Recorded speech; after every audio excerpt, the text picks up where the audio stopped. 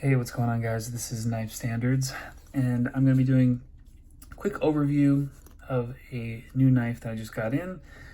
This is on loan to the channel, so I'll only have this for a couple days, so not really a full review, but we'll get into it in just a second. It is 2024, pretty crazy. Lots of really cool stuff coming soon in the next few months.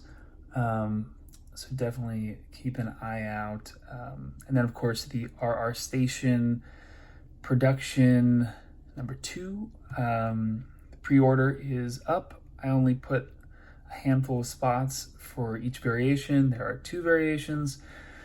I sent out the info in my Knife Standards newsletter, but the delivery date for that is set for March. So kind of a shorter term pre-order. All right, let's go ahead and get into it. And before we do, of course, you can follow me at Knife Standards. You can follow me on Instagram, and don't forget to like this video and subscribe to my channel for a lot more knife content and weekly knife reviews. New year, same old papers. All right, let's get into it. So we have a knife from American Bladeworks. Really cool, really cool. So this is, he has 2 models.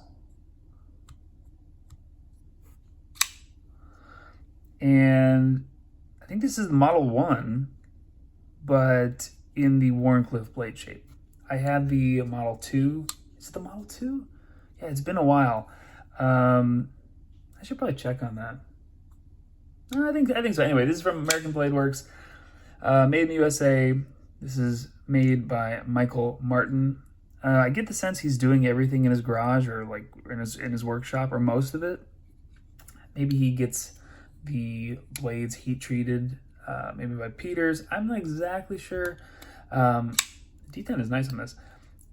I do know that I was right across from him, and I think his wife, at Blade Show West. So that was cool. I didn't get to talk to him. I was pretty swamped at my table, but I got to see he had a ton of knives on the table, a lot of variations, and of course I owned one of them. Never owned a Model 1, but the Model 2, had more of a kind of sheep's footy blade on it.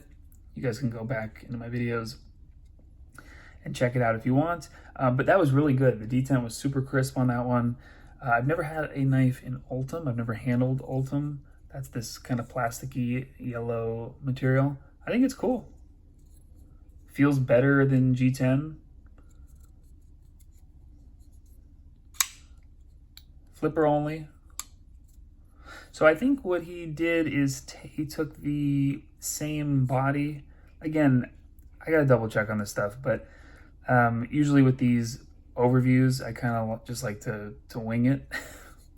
I think what he did is take the body for the Model 1, or the body for it's usually closer to a drop point, and he did the Wharncliffe blade shape, which usually is not my favorite, but I think it fits really well with this.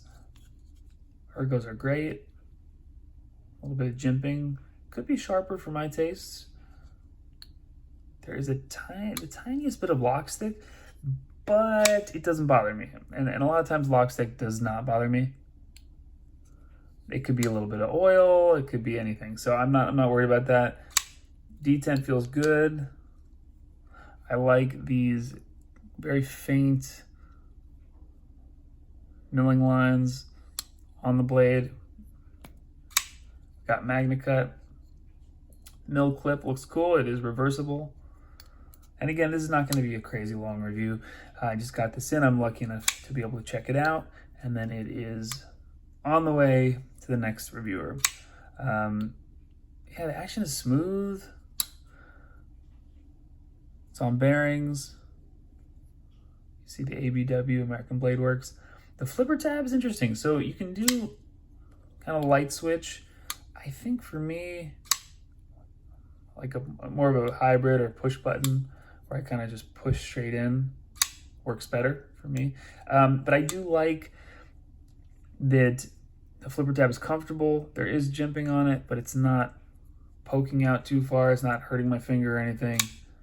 it's just snappy and kind of fires pretty consistently. It's cool. You can see the liner through the Ultim. I think Ultim is cool. Not really for me, but also, what was the other? Lexan, I think, is the other one, which is more like a blue, shade of blue, kind of light, clear see-through. I think that is also very cool, more my style. Nice. I think this is awesome. I think that if I had more room in my collection, right now I'm trying to downsize my collection. If I had more room in my collection, I would definitely have one of these.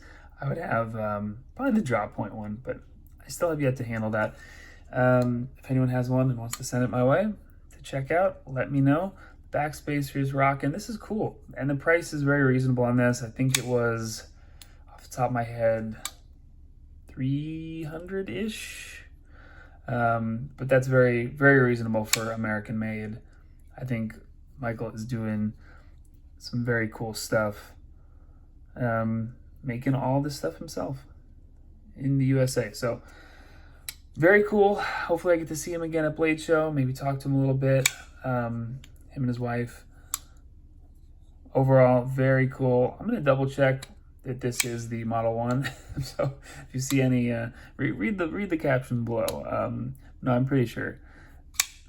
It would also be cool. I think all of his knives have just the flipper tab. It would be cool to see thumb studs or another opening method. You know, we don't have to have every opening method on every knife, but I think he's only done flippers so far. So it would be cool to see something different and new. Overall, really cool. Thank you guys for checking this out. I will be back soon. Got a few knives in for review this week, so I'll be cranking out some videos. All right, guys, catch you later.